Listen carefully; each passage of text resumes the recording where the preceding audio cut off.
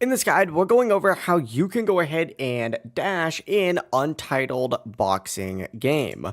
Before we do get into this guide, make sure to like the video and subscribe to the channel with all notifications on. It really does help the channel. It lets us know that you want more content like this.